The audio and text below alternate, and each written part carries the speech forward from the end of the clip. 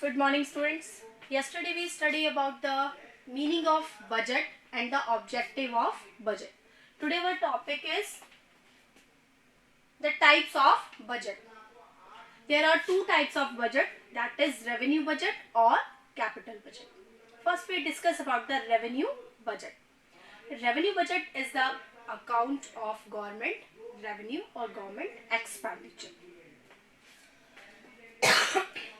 The receipts from the revenue, it is not the liability of the government, or you cannot claim for the government for these type of payments. यानी जो कुछ भी हम revenue में पे करते हैं वो कहीं भी आप गवर्नमेंट के लिए उस पर क्लेम नहीं कर सकते. जैसे जो भी आप टैक्स गवर्नमेंट को पे करते हैं उसके लिए आप गवर्नमेंट को कहीं क्लेम नहीं कर सकते, वो रिफंडेबल नहीं होता. यहाँ पर हम देखेंगे revenue receipts are those receipt that do not lead to a claim to the government. यानी ये वो रिसिप्ट्स हैं जिसके लिए आप गवर्नमेंट को क्लेम नहीं कर सकते. They are therefore term non redeemable और they are divided into tax और नॉन टैक्स रेवेन्यूज. ठीक है, जो गवर्नमेंट का रेवेन्यू कलेक्शन है वो दो तरीके से होता है, टैक्स पेमेंट और नॉन टैक्स पेमेंट. अब हम बात करते हैं टैक्सेस कितने तरीके के होते हैं. The taxes which is imposed on household which is known as direct taxes. ठीक है, जो हाउस होल्ड पे लगते हैं वो कहलाते हैं डायरेक्ट टैक्सेस, और फर्म्स पे लगने वाले टैक्सेस कहलाते हैं कॉर्पोरेट टैक्सेस. कॉर्पोरेट टैक्सेस उन्हें कहा जाता है. दूसरे तरह के जो टैक्सेस हैं these are just impose on goods and services which are known as, जिनको हम इनडायरेक्ट टैक्सेस कहते हैं. देखिए यहाँ पर tax revenue an important component of revenue receipts long been divided into direct taxes or it is also known as personal taxes and form पे लगने वाले corporation taxes और indirect taxes like the excise duty, duties levied on goods or services. ठीक है, तो हमने देखा tax कितने तरीके के हुए, दो तरीके के, डायरेक्ट टैक्सेस और इनडायरेक्ट टैक्सेस हो गए. ठीक है, अब यहाँ क्वेश्चन क्या आता है, what is the difference between direct tax और इनडायरेक्ट टैक्सेस. या वन वर्ड में अगर क्वेश्चन आएगा तो give any two example of direct taxes, give any two example of indirect taxes. इस तरह के क्वेश्चन इस पे आते हैं. Now custom duty tax impose on goods imported into. इसी तरह से टैक्स में कौन सा पार्ट आ रहा है, जो कस्टम ड्यूटी आपकी लगती है, टैरिफ्स लगते हैं, वो भी एक टैक्स का पार्ट है. जो बाहर से वस्तुएं आप इंपोर्ट करते हैं उन पे भी टैक्सेस लेते हैं. And custom duties impose on goods imported और into and exported out of India. यानी tariff, tariff is also included in the taxes. यहां हम क्या करेंगे, टैरिफ को भी इंक्लूड करेंगे. And the service tax also, आजकल तो सेम कर दिया ना जीएसटी, तो सर्विस टैक्स को भी इसमें शामिल किया जाता है. Other direct taxes like the wealth tax, gift tax, क्योंकि आपको ध्यान रखना है एग्जाम्पल्स भी पूछे जाते हैं. और स्टेट्स ड्यूटी, ठीक है, have never brought in a large amount revenue and thus have been related to the paper taxes. ठीक है, इनसे कोई खास ज्यादा अमाउंट इकट्ठा नहीं होता, इसे पेपर टैक्सेस भी कहा जाता है. यहाँ भी ये क्वेश्चन इंपॉर्टेंट है. Now The redistribution objectives to be achieved through the progressive taxation. कल हमने बात की थी कि गवर्नमेंट का सबसे मेन जो फंक्शन है that is redistribution of income. ये किससे पूरा होता है, प्रोग्रेसिव टैक्सेस से. अब now what is progressive taxes, the taxes which is increase according to the level of the income. जैसे जैसे आपकी इनकम का लेवल बढ़ता है आपके टैक्सेस की क्वांटिटी भी बढ़ती है. That is progressive taxes. In which higher the income, higher is the tax rates.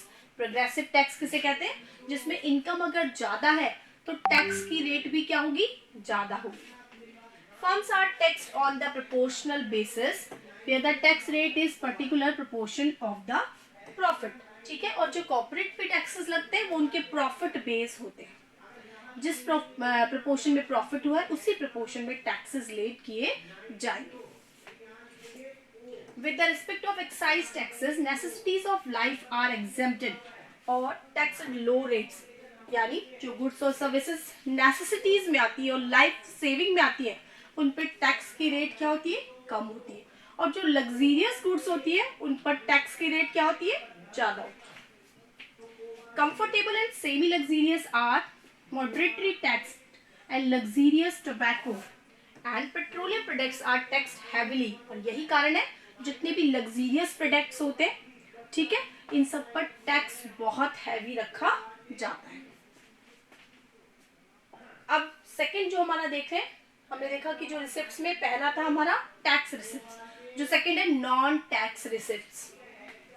Non-tax receipts of central government mainly consists of interest receipts on account of loan by the government, dividends and profit on investment made by the government और fees और fines अदा। यानी अगर हम government के revenue budget की बात करते हैं, अगर हम रेवेन्यू बजट की बात करते हैं तो उसके दो पार्ट हमने करे। सबसे पहला आपने कहा रेवेन्यू रिसिप्ट्स आर, सेकेंड आपने कहा रेवेन्यू एक्सपेंडिचर्स। अगर हम रेवेन्यू रिसिप्ट्स की बात करें तो इसमें आप देख रहे हैं टैक्स इनकम और नॉन टैक्स इनकम, ठीक है। टैक्स में भी आपने देखा एक होता है डायरेक्ट टैक्सेस और एक है इनडायरेक्ट, ठीक है।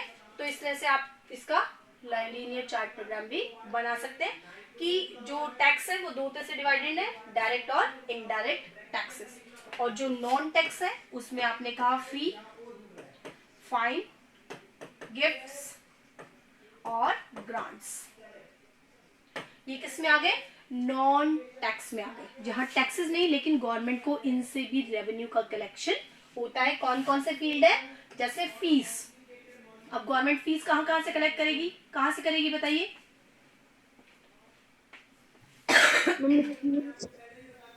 गवर्नमेंट डिपार्टमेंट्स, जैसे गवर्नमेंट स्कूल चलते हैं, गवर्नमेंट हॉस्पिटल्स चलते हैं, मिनिमम होती है चाहे फीस, लेकिन वो उसका रेवेन्यू का एक पार्ट है। ऐसे फाइन कलेक्शन कैसे होगा गवर्नमेंट के थ्रू, कोई रूल तोड़ देता है तो फिर उस पर फाइन लगता है। हाँ बिल्कुल, जैसे ट्रैफिक रूल तोड़ने पे आपको हेलमेट के चार्जेस इस तरह से है, रेड लाइट को बंक करने पे भी है। इस तरह से आपके जो बिल होते हैं, जैसे बिजली का बिल है, पानी का बिल है, उन पे भी फाइन्स यानी पेनल्टीज लगती हैं।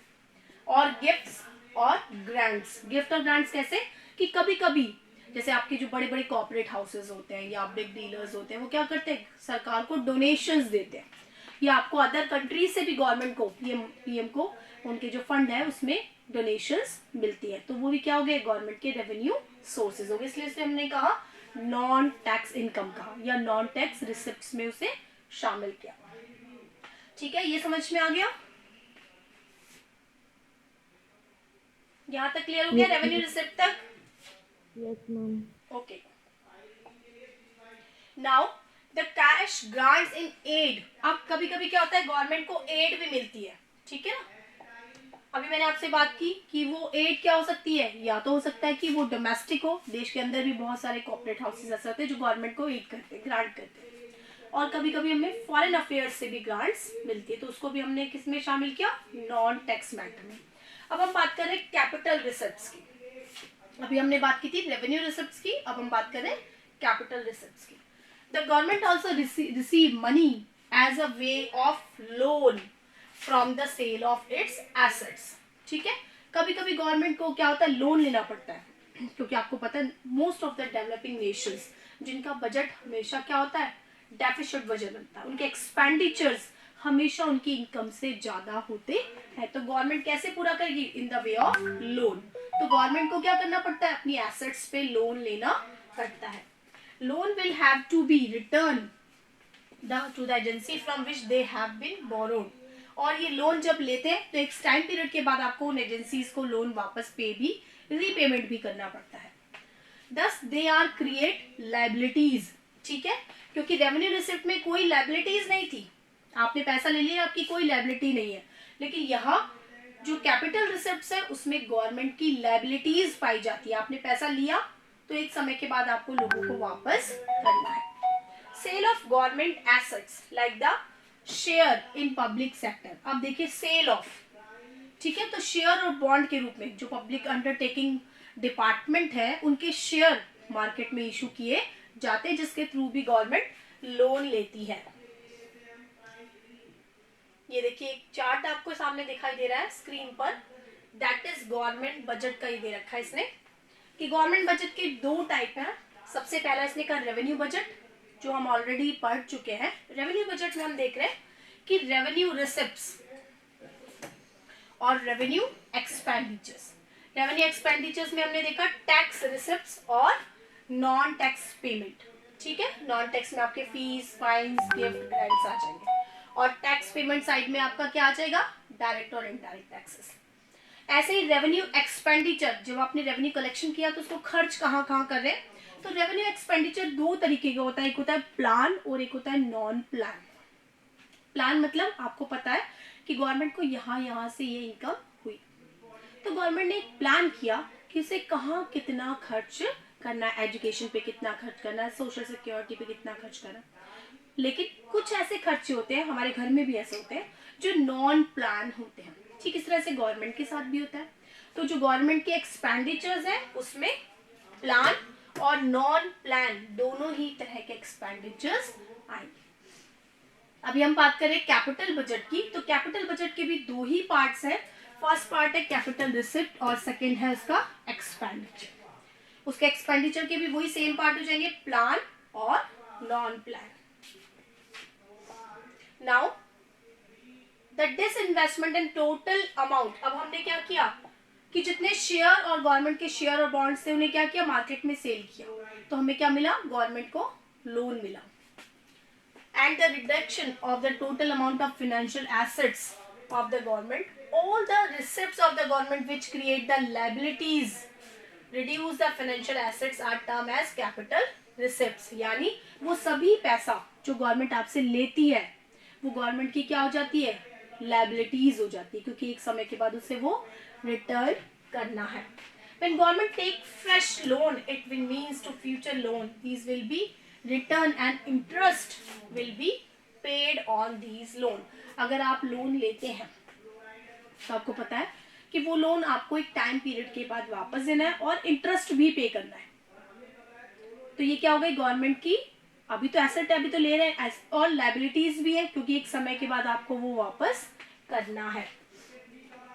Similarly, when government sell an asset, then it means it in the future earning from that asset. इसी तरह से अगर गवर्नमेंट अपनी कोई एसेट बेचती है तो क्या हो गया, इसका एक अर्निंग सोर्स हो गया। फिर disappear, thus these receipts can be debt, creating non-debt creating. ठीक है, तो इस तरह से गवर्नमेंट की क्या है, ये एसेट्स भी हो गई और वो गवर्नमेंट की लायबिलिटीज भी हो गई। ठीक है, अब हम बात करें, ये तो हमने देखा कि कहाँ कहाँ से गवर्नमेंट को रेवेन्यू रिसिप्ट्स होते हैं और कैपिटल रिसिप्ट्स गवर्नमेंट कहाँ कहाँ से ले सकती है। अब हम बात कर रहे हैं खर्चों की, इसने अलग अलग बताया आपको। अब बात करें कि रेवेन्यू में खर्चे कहाँ होते हैं और कैपिटल में कहाँ कहाँ आप एक्सपेंडिचर करते हैं। सबसे पहले हम बात करते हैं revenue expenditure.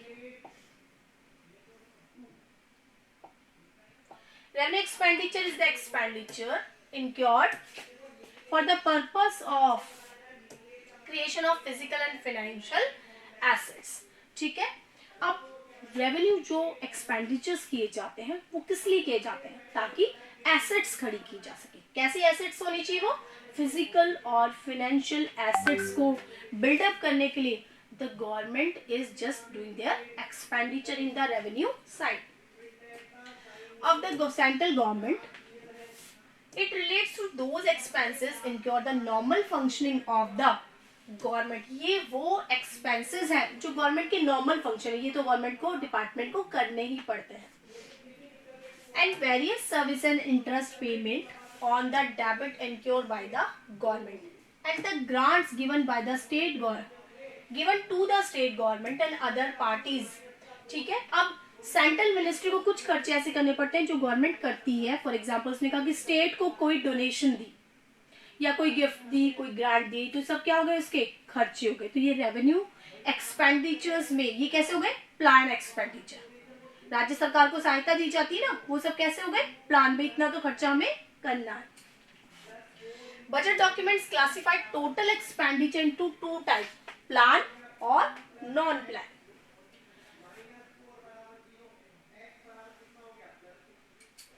A distinction made between the plan and non-plan. अब दोनों में क्या डिफरेंस है?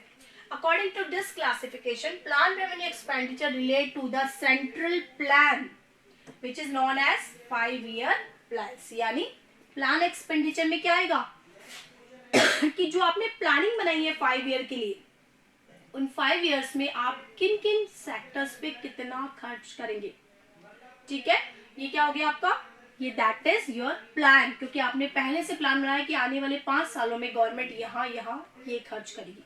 तो दीज आर, जो भी प्लानिंग पे खर्च होता है, that is plan expenditure.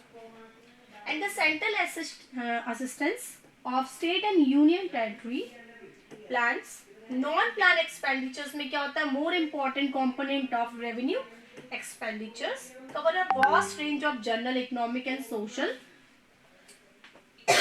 services.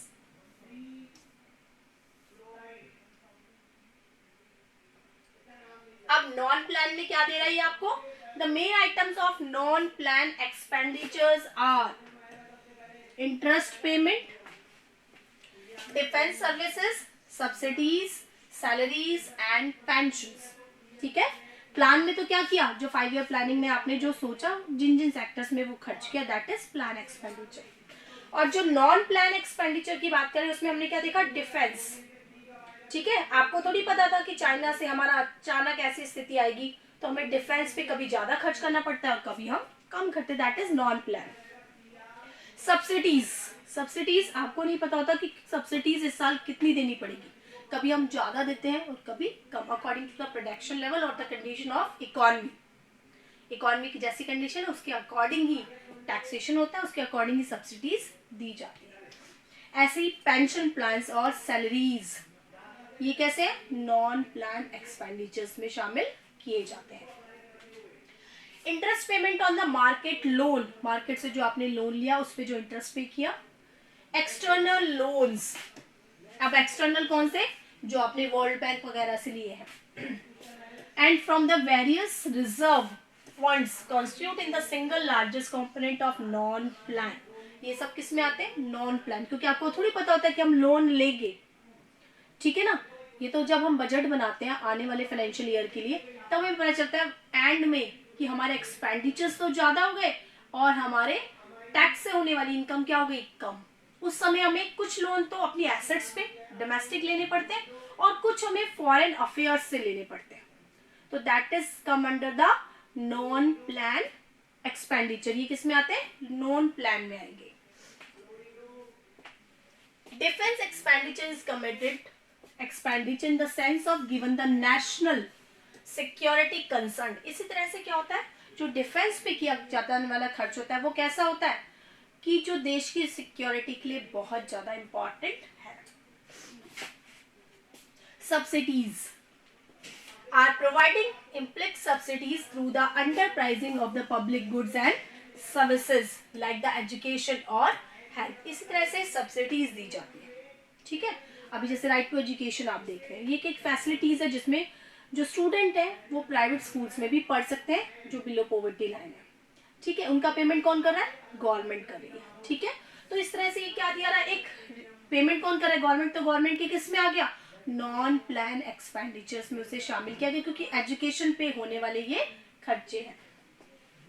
The government also extend subsidies और items such as export interest on loan, food और फर्टिलाइजर्स. इस तरह से गवर्नमेंट अदर फूड ग्रेन्स पे भी सब्सिडीज देती है, फर्टिलाइजर्स पे भी सब्सिडी देती है, क्योंकि हमारे यहाँ इंडिया में जो agriculture that is not a beneficial, जिसको हम कहते हैं ऑक्यूपेशन है, इसीलिए यहाँ पर सब्सिडीज प्रोवाइड करनी पड़ती है.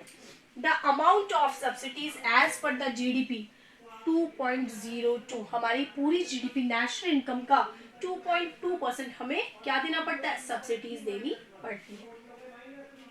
Okay, these are revenue expenditure, plan और नॉन प्लान. ये क्लियर हो गया?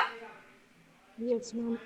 ओके, अब हम बात कर रहे हैं कैपिटल एक्सपेंडिचर, यानी कहाँ कहाँ अमाउंट आप कहाँ खर्च करते हैं अमाउंट कैपिटल के लिए. There are expenditures of the government will result in creation of physical and financial assets. वो खर्चे जिनसे assets develop होती है, that is capital expenditure. और रिडक्शन इन फाइनेंशियल लायबिलिटीज, और आपकी लायबिलिटीज क्या हो जाती है, थोड़ी कम हो जाती है. This includes expenditure on acquisition of the land, building, machinery, equipment, investment in share, loans and advance by the central government to the state and union territories government. ठीक है. अब इसमें कौन कौन से खर्चे आ रहे हैं? खर्चे क्या आ रहे हैं कि आप जिसमें एसेट्स डेवलप करें, जैसे आपने कोई लैंड एक्वायर की, आपने बिल्डिंग बनाई गवर्नमेंट डिपार्टमेंट की, मशीनरी खरीदी उसके लिए.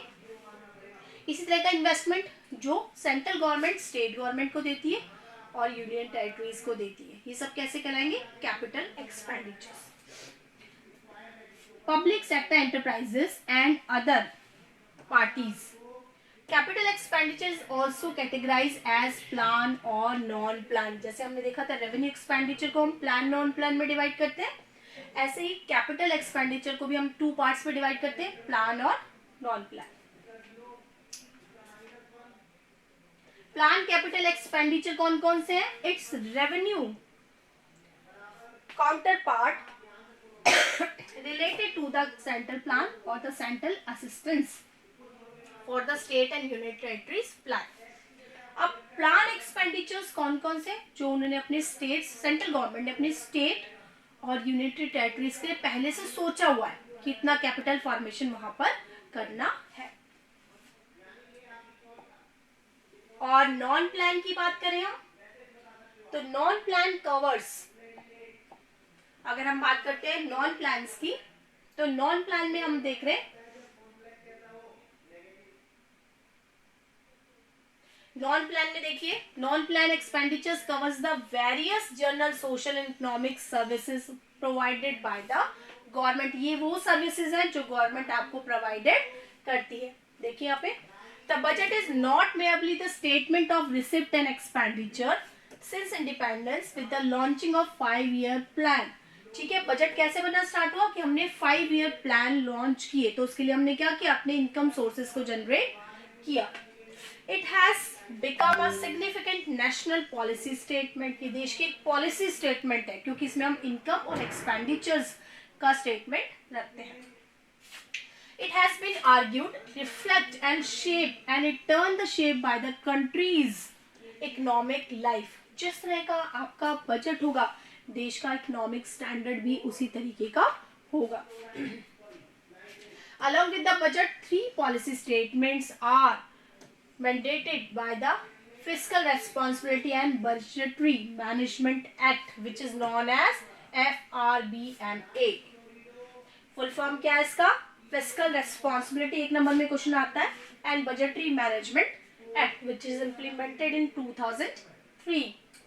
The medium term fiscal policy statement sets a 3 years rolling target for the specific indicator, fiscal indicator, and examine whether revenue expenditure can be financed through the revenue receipts on a sustainable basis and how the productivity of capital receipts including the market borrowing being be the utilized. यानी ये जो management act पारित किया गया था, इसमें ये कोशिश की गई कि जो हमारा सोर्सेज ऑफ रेवेन्यू है उसी से हम अपने एक्सपेंडिचर्स पूरे करें. और अगर हम नहीं कर पाते, क्योंकि ये क्या है, मैनेजमेंट्री, फिस्कल मैनेजमेंट्री है, अगर हम नहीं कर पाते तो what are the other sources from which we get our revenue income. यानी ये वो मैनेजमेंट एक्ट है जो रेवेन्यू के नए सोर्सेज को फाइंड आउट करता है या एक्सपेंडिचर का एक नया वे सर्च करता है. The fiscal policy strategy statement set the priorities of the government in the fiscal area, examine the current policies and justify and deviation. Important fiscal means, यानी ये जो फिस्कल और बजटरी मैनेजमेंट एक्ट है ये find out करता है कि recent policies कैसी हैं. either they are good for achieving the targets or either they are just fail to achieve their targets. यानी इसका काम क्या होता है, अपनी पॉलिसी को, गवर्नमेंट की पॉलिसी को चेकआउट कर, अगर उसमें कुछ कमियां होती है तो ये उसमें सुझाव भी दे सकता है. ठीक है, तो आज हमने क्या पढ़ा, the types of budget, revenue budget और कैपिटल बजट। ठीक है, आज इतना ही करेंगे।